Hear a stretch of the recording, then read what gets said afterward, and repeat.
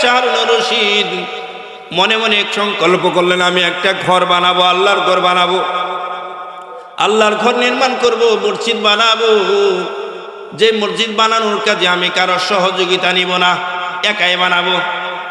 তোরা বলেন আমাদের বাংলাদেশে এরকম আছে নাকি নাই? একাই আল্লাহর ঘর মসজিদ বানায় বাদশাহ হারুনুর রশিদ।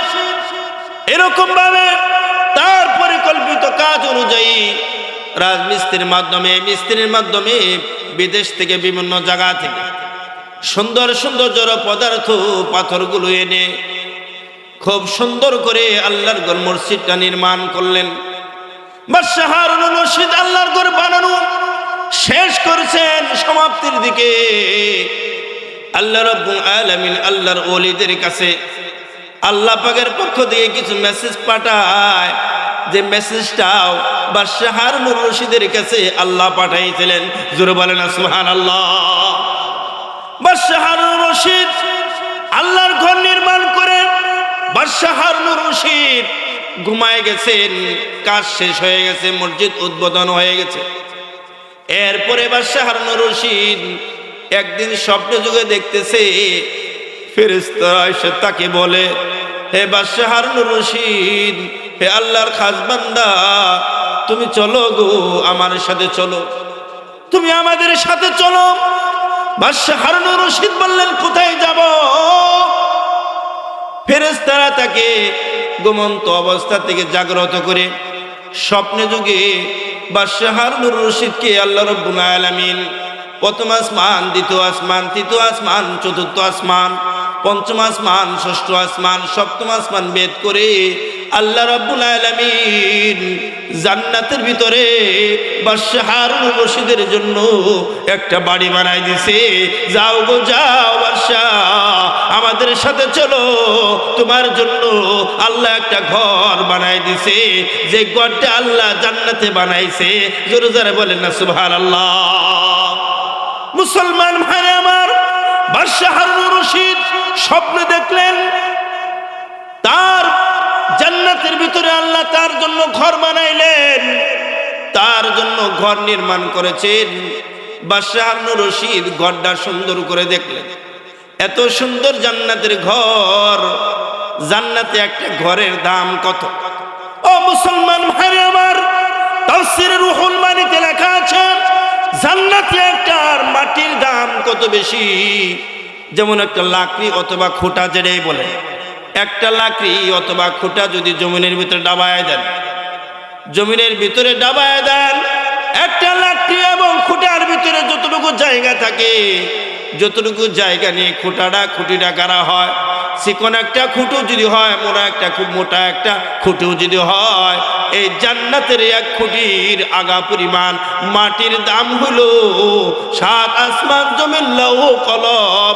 আল্লাহ যা কিছু বানাইছেন দুনিয়ার জমিনে, এই 7 আসমান জমিনের চেয়েও এই জান্নাতের এই মাটির দাম আল্লাহর কাছে বেশি। জোরে জোরে বলেন না সুবহানাল্লাহ। মুসলমান ভাইরা আমার, সেই জান্নাতে ঘর বানাইলেন বাদশাহ হারুনুর রশিদের জন্য আল্লাহ। বাদশাহ হারুনুর রশিদ খুশি। এরপরে বাদশাহ হারুনুর রশিদ চলে আসার পথে পিছন দিকে তাকায়, সামনের দিকে তাকায়, ডানে তাকায়, বামে তাকায়। বাদশাহ হারুনুর রশিদ বের হয়ে আসতে চায় না জান্নাত থেকে। জান্নাতে ঘর দেখা পাগল পতুয়ারা হয়ে গেছে, জান্নাত থেকে আসতে চায় না। এরপরে বাদশাহ হারুনুর রশিদ দেখে তার ঘরের পাশে আর একটা ঘর নির্মাণ করা, তার ঘরের পাশে আর একটা ঘর বানানো। তখন বাদশাহ হারুনুর রশিদ তাকে প্রশ্ন করলো, তাকে বলল, হে বাদশাহ হারুনুর রশিদ, ফেরেশতাদেরকে বলল, এই আমার পাশে যে আর একটা ঘর দেখা যায়, ঘরটা কার? বাদশাহ হারুনুর রশিদ বললেন, এই ঘরটা কার? ফেরেশতাদেরকে বললেন। তখন ফেরেশতাদের উত্তরে, ফেরেশতারা তখন বাদশাহ হারুনুর রশিদের উত্তরে বললেন, হে বাদশাহ হারুনুর রশিদ শোনো, এই ঘরটা হইল দুনিয়াতে যে তুমি নিষেধ করেছিলা, তুমি কারো কাছে কোনো টাকা পয়সা নিবে না, তুমি নিজেই আল্লাহর ঘর বানাবে, কারো সহযোগিতা নিবে না। কিন্তু ওই তোমার ঘরের ভিতরে আহমদ নামে একজন রাজমিস্ত্রি ছিল, যে মিস্ত্রির জন্য আমার আল্লাহ জান্নাতের ভিতরে তোমার বাড়ির সাথে আরেকটা বাড়ি ওই মিস্ত্রির জন্য বানায় দিছে। জোরে জোরে বলেন না সুবহানাল্লাহ। মুসলমান ভাই আমার, মিস্ত্রির জন্য যে ঘরটা বানাইলেন এর কারণ জানার জন্য বাদশাহ হারুন রশিদ কোনো কারণ পায় না। কারণ পূর্বেই নিষেধ ছিল, তার আল্লাহর ঘর বানানোর জন্য কারো সহযোগিতা নিবে না, কারো অর্থ নিবে না, কারো টাকা পয়সা নিবে না, সে নিজে একা একাই বানাবে। আল্লাহু আকবার। এরপরে তার জন্য ঘর হয়ে গেল কেন? তখন দুনিয়ার জমিনে এসে সেখান থেকে নেমে ফেরেশতাদের সাথে চলে আসলেন, দুনিয়ার জমিনে আসলেন। সকালবেলা ফজরের নামাজ পড়েছেন জামাতের সাথে। ফজরের নামাজ পড়ে বাদশাহ হারুন রশিদ সন্ধানের জন্য বের হয়েছে আহমদ নামে রাজমিস্ত্রির বাড়িটা কোথায়। বাদশাহ অনুসন্ধান নিয়ে সে বাড়িতে চলে গেছে। চলে যাওয়ার পরে ওই ঘরের নির্মিত যত রাজমিস্ত্রি ছিল, যত যোগালী ছিল, যত কর্মী ছিল, সমস্ত কর্মীকে একত্র কইরা তার বাড়িতে আহ্বান কইরা মেহমান বানায়া খাবারের আয়োজন করছে। জোরে জোরে বলেন না সুবহানাল্লাহ। খাবারের আয়োজন কইরা ওই তাদের ভিতরে জিজ্ঞাসা করছে, তোমাদের ভিতরে আহমদ নামে কেউ আছে নাকি? এদিকে তাকায়, ওইদিকে তাকায়, নিচে তাকায়, ডাইনে তাকায়, বামে তাকায়। আহমদ নামে কেউ আছে নাকি কথাটা সে প্রকাশ করে দিলেন। প্রকাশ করার পরে এক আল্লাহ ভক্ত মানুষ, তার টাকা নাই, অর্থ নাই, গরিব মানুষ, রাজমিস্ত্রি যুগালি কাজ দিন মজুরি করে খায়, অর্থ নাই, টাকা নাই, পয়সা নাই, লক্ষ লক্ষ টাকা, হাজার হাজার লক্ষ লক্ষ টাকা আল্লাহ রাস্তায় দান করবে, আল্লাহর ঘর মসজিদ বানানোর জন্য দিবে, কোনো অর্থ নাই, এমন কোনো সহায় সম্পত্তি নাই। কিন্তু বেচারার মনের ভিতরে আর দিলের ভিতরে ছিল তাকওয়া আর খোদাভীতি, পরহেজগারি। জোরে জোরে বলেন না সুবহানাল্লাহ। তার মনের ভিতরে ছিল তাকওয়া আর খোদাভীতি, পরহেজগারি। তখন সেই লোকটা যখন আহমদ বলছে, আহমদ লোকটাকে দাঁড়াও, তাকে তো আমি চিনি না, সে কে?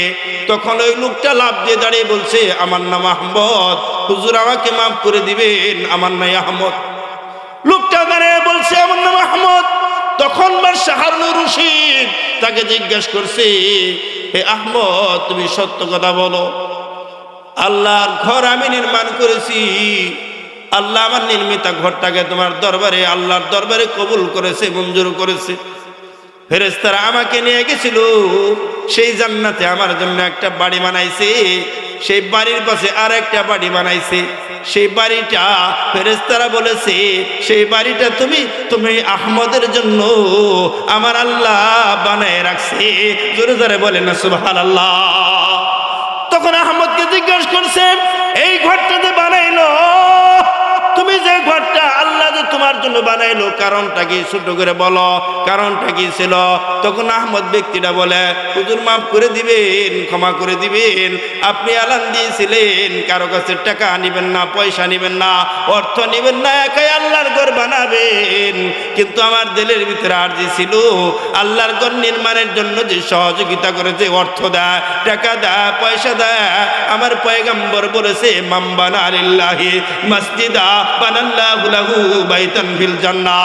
যে ব্যক্তি আল্লাহর ঘর বানানোর জন্য, আল্লাহর ঘর নির্মিত কাজের জন্য সাহায্য করলো, সহযোগিতা করলো, আমার রাসূল পয়গম্বর বলেন, তার জন্য আমার আল্লাহ জান্নাতে বাড়ি বানাই দিবে, জান্নাতে ঘর বানাই দিবে। জোরে জোরে বলেন না সুবহানাল্লাহ। আর জোরে বলেন না সুবহানাল্লাহ। জান্নাতে বাড়ি চান, কে হাত তোলেন? নারে তাকবীর, নারে তাকবীর। দিন ইসলাম, দিন ইসলাম, নারে তাকবীর। জান্নাতে বাড়ি চাই সবাই, বাড়ি কিন্তু এমনি হয় না। আহমদ জান্নাত পাইলো কেন একটু শুনেন। আহমদ রাজমিস্ত্রির কাজ করে গরিব মানুষ, জান্নাত পাইলো কেন? ওই আহমদের কাছে এমন কিছু জিনিস ছিল যেটা অন্য অন্য মিস্ত্রির কাছেও ছিল, কিন্তু তার কাছে যেটা ছিল সেটা আর অন্য কারোর কাছে ছিল না। কিন্তু রাজমিস্ত্রির কাজ করতে গিয়া অনেকে অনেক কিছু পায় নাকি পায় না? জোরে বলেন, পায় নাকি পায় না? এখন হয়তো বা পায় না, আগে পাইছে নাকি পায় নাই?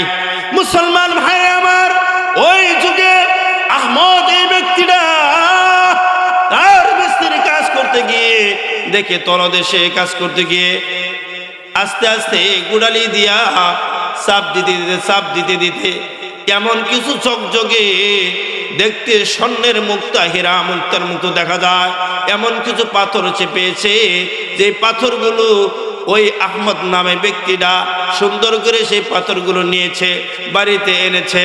দিনের বেলা যাবে, বাদশা মানুষ ভয় পায়, কারো অর্থ নিবে না, কারো টাকা নিবে না। ওই ব্যক্তিটা ওই পাথরগুলো তার ব্যাগের ভিতরে থলের ভিতরে এনে দিনের বেলা কেউ যেন না দেখে তার থলির ভিতরে এনেছে। আনার পরে রাত্রিবেলা গভীর রজনীতে রাজমিস্ত্রির কাজের আগামীকালের জন্য যে প্রস্তুতি আছে ওই প্রস্তুতির ভিতরে ওই পাথরগুলো গভীর রজনীতে গিয়া ওই পাথরগুলো দিয়ে আসছে, আর ওইগুলো দিয়ে পরের দিন কাজ করছে। আল্লাহর দরবারে কবুল হয়ে গেছে, আল্লাহ জান্নাতে বাড়ি বানাইছে। জোরে জোরে বলেন না সুবহানাল্লাহ। একটু মাত্র পাথর সে দিল, আর এর জন্য কি হয়ে গেল, আল্লাহ জান্নাতের বাড়ি তার জন্য বানাই দিল। সেই পাথরের গুণের কারণে একটু মাত্র পাথর, সেই পাথরটা দামটা কত বেশি, কত বেশি। দিনের বেলা নয়, রাত্রিবেলা পাথরটা দিয়ে আসছে, দেওয়ার পরে আল্লাহর দরবারে কবুল হয়ে গেছে। ওই পাথরটা হাজার হাজার কোটি কোটি টাকার মধ্যে ঢুকে গেছে, মিলিয়ন ডলারের ভিতরে ঢুইকা আল্লাহর দরবারে কবুল হয়ে গেছে। জোরে জোরে বলেন না সুবহানাল্লাহ।